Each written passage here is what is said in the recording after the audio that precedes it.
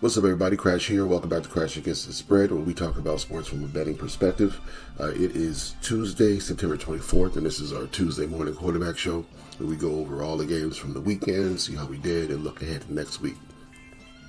So, how we did was 7-6. So kind of similar to last week. We were 5-4. I had a bad Monday. I missed both the totals. Both those games flew over the total. I had the under.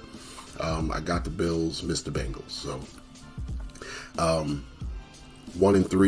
7-6 for the week. So looking to bounce back for this coming week.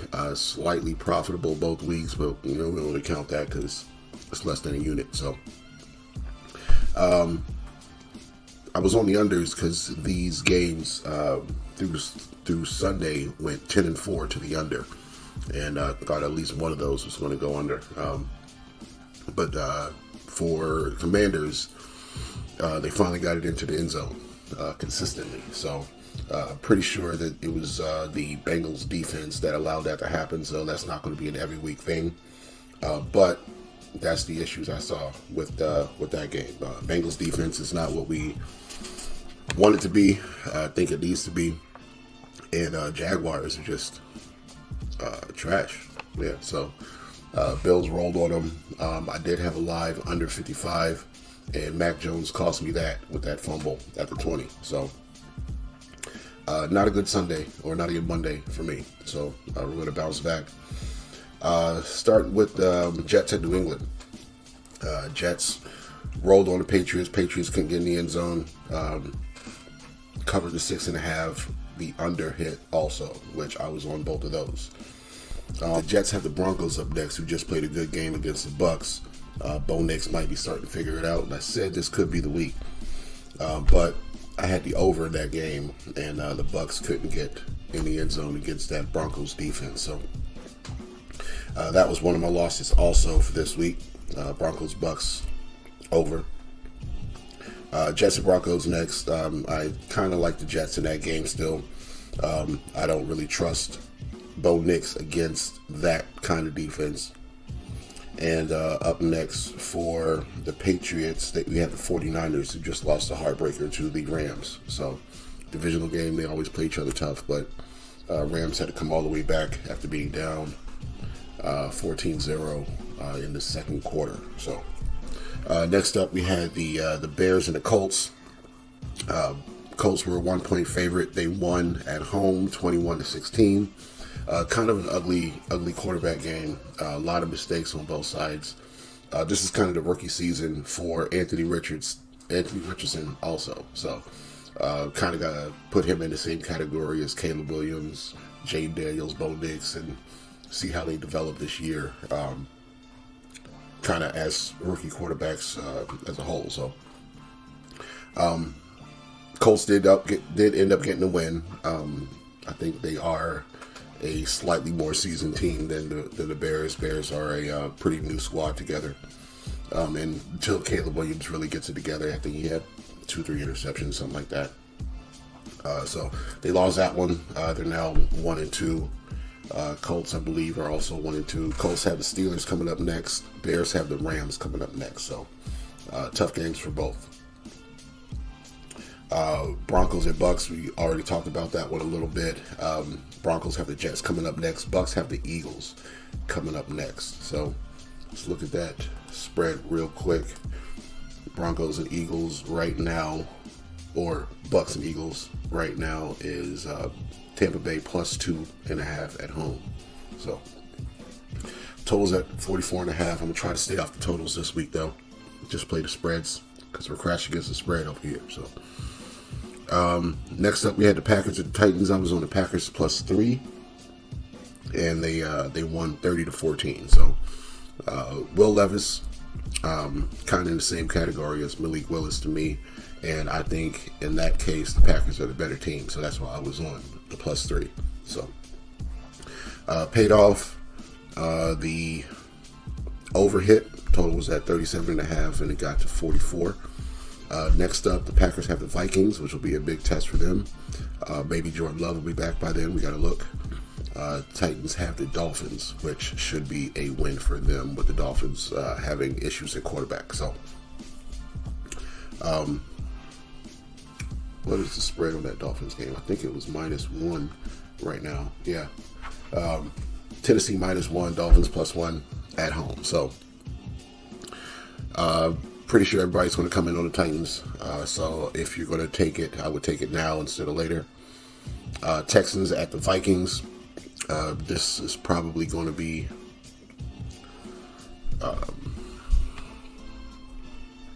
Texans at the Vikings. Vikings won 34-7. Texans got the Jags coming up next, which should be a easy win unless Trevor Lawrence and the team get it together. And we just said that the Packers have the Vikings, which I'm already leaning towards the Vikings. So, and right now Green Bay is favored -3 at home against the Vikings. So, might want to take Vikings earlier than later if you're going to take them. I assume people are going to come in on Vikings the way that they've been playing. Okay, next game up, we got the Chargers and the Steelers. Steelers won 20-10. Justin Herbert got hurt in this game. It was an ankle injury. I don't see anything just yet, but ankle injury. We'll see if he plays next week. Next week, the Chargers have the Chiefs. So without Justin Herbert, that's definitely a win for the Chiefs. And Steelers have the Colts, which we briefly talked about. Colts are 1.5-point underdogs. Giants and the Browns. Giants beat the Browns 21-15. That was another one of my losses. Browns were 6.5-point favorites. That's another reason I didn't like the Jaguars. Last night they had a 18-13 loss against the Browns, and as the Browns go on, that win doesn't look, or that loss for the Jags doesn't look as good. So next up, the Giants have the Cowboys, which the Cowboys losing that game to the Ravens should be pretty pissed off coming in. And the Browns have the Raiders, which Raiders also might be shaking up practice this week because he didn't like how they played. The coach didn't like how they played. So I would think Cowboys and Raiders in those games for right now. Eagles at the Saints. Low scoring game, heavy defense, 3-0 at halftime. Eagles won 15-12. So a situation where I think Vic Fangio had been studying what Clinton Kubiak was doing for the first 2 weeks. They were just prepared, so Derek Carr had been throwing into a lot of zone coverage for the first 2 games. Eagles play a lot of man, a lot of excuses, a lot of reasons, but 15-12 was the final score. So going forward, Eagles defense, Saints defense. I still have questions about the Eagles defense. This was more of the Saints seeing a defense that they weren't as prepared for, rather than the Eagles figuring it out, in my opinion. They still let up a ton of points those first 2 weeks to different teams, different defensive, different offensive schemes and stuff like that. I need to see how they play against this Bucs team who's just coming off a loss. So we'll see that next week. But I think the Saints are going to be fine going forward. I'm not going to worry about it. This was the season of least expectations anyway. We have the Falcons next week. So Falcons just lost to the Chiefs. Falcons just lost to the Chiefs 22-17. So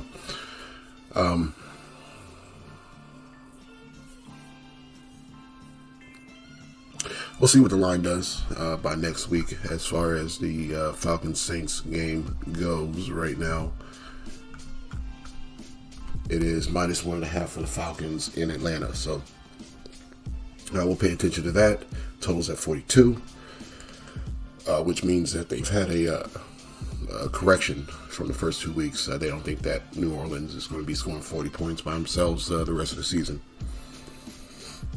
Panthers at Raiders. Andy Dalton, the Red Rifle, was able to get it done against the Raiders. Basically, that just shows that the Panthers team has the weapons that it needs. It's just Bryce Young couldn't use them. So going forward, I'm assuming they're going to keep Andy Dalton back there. Panthers at the Bengals. I believe that will probably be a high-scoring back-and-forth game. And Raiders versus the Browns, like the Raiders. Or Dolphins at Seahawks. Seahawks rolled on the Dolphins 24-3. Dolphins lost their second string quarterback. Skylar Thompson went down during the game. So they got Tyler Huntley in, who's just learning the playbook. So I assume that there's going to be some growing pains there. And I would lean Titans for that next game. Seahawks have the Lions in Detroit next week. So should be a good game. I think both of those teams kind of evenly matched right now. Ravens at Cowboys. Ravens won 28-25. I kind of assumed that would happen. The over did hit over 48 we had. Ravens next week, they have the Bills, which should be probably the game of the week so far. Josh Allen versus Lamar Jackson. Josh Allen rolling so far, so Lamar gotta pick up the pace. They'll probably meet each other in the playoffs over here. Cowboys at Giants. I would assume Cowboys would get that win, but we gotta wait and see. Division rivals. Lions at the Cardinals. Didn't expect for the Lions to come back and win versus the Cardinals team that looked pretty good the first 2 weeks, but they beat them 20-13.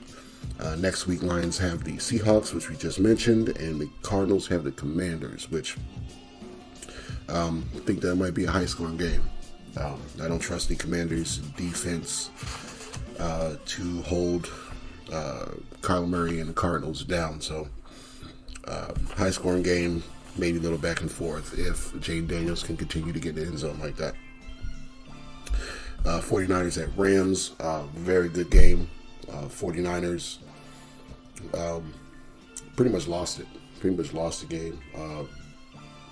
Rams came all the way back, down 14-0 to win outright by a walk-off field goal, 27-24. So I think by early third quarter, San Fran had 24, so they didn't score for like a quarter and a half, and the Rams came all the way back. But they're division rivals. They always play each other tough. Chiefs at Falcons. Chiefs were able to hold the Falcons down.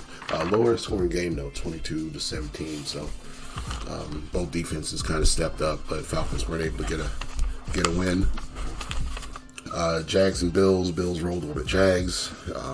We said the Jags got the Texans next week, which lean Texans. Bills have the Ravens, and I just want to watch that game. So that game, let's plan ahead. Let's look at the schedule. Sunday night. That's the Sunday night game. So if anybody wants to swap me for a Sunday morning shift, I'm all about it.